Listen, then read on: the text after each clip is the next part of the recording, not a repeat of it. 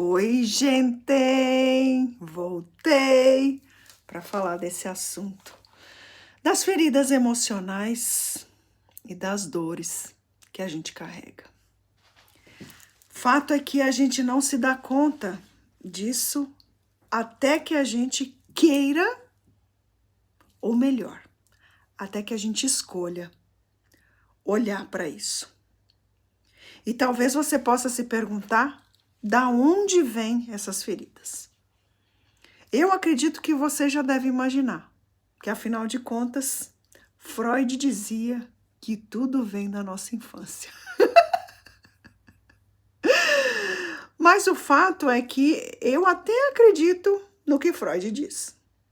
Até porque muita gente que veio depois de Freud confirmou que muito do que a gente sofre ainda na vida, na adolescência e aí por consequência na vida adulta, tem a ver com o que a gente viveu na nossa infância.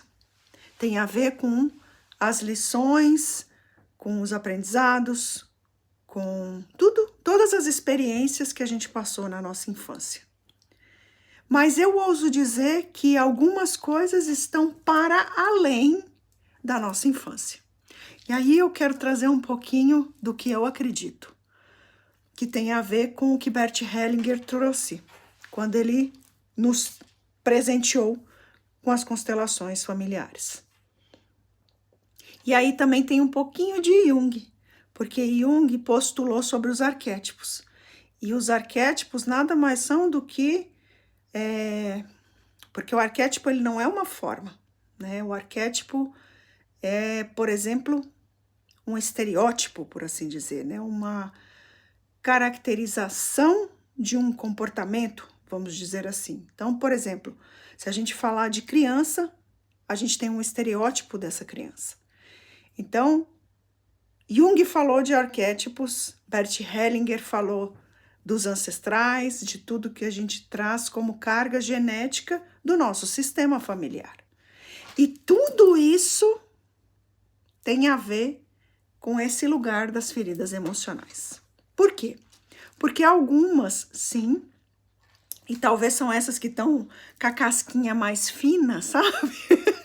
São aquelas que a gente viveu na nossa infância, na nossa adolescência. Mas tem umas tipo casca grossa que vem, ó, do nosso sistema familiar. Arquetipicamente, a gente vem repetindo alguns padrões que são da nossa família. E posso dizer, por exemplo, alguns da minha família. Aliás, vou pegar um exemplo. A minha família é uma família de mulheres, olhando pelo lado feminino, tá? Porque, by the way, é esse o lugar que eu tô. Então, na minha família, as mulheres sempre foram tidas como mulheres macho, mulher forte, que segura a onda, sabe essa coisa? Eu cresci como? E aí, talvez você possa falar, nossa, Cláudia, mas eu te vejo tão delicada, te vejo tão feminina. Ok, mas isso influenciou, por exemplo, a escolha da minha graduação. Eu fiz engenharia mecânica. Então, a gente às vezes não se dá conta nas sutilezas da vida, mostrando que a ferida ainda está aberta. E eu gostaria de trazer aqui nesse primeiro vídeo que eu tô falando sobre as feridas para a gente fazer essa expansão, para a gente não ficar preso na infância. Porque às vezes a gente fica preso lá e aí fica olhando. E sim, tem essas feridinhas que estão com as casquinhas fria, sabe assim? E que qualquer gatilho aí do mundo, sabe? Pega a ferida e a gente vai lá e tem o comportamento. Mas tem feridas que são mais antigas e também valem a pena ser exploradas. Mas, nesse vídeo, eu quero só abrir o assunto, porque no próximo vídeo eu vou trazer o conceito que a Lise Bourbeau trouxe das 5 feridas emocionais.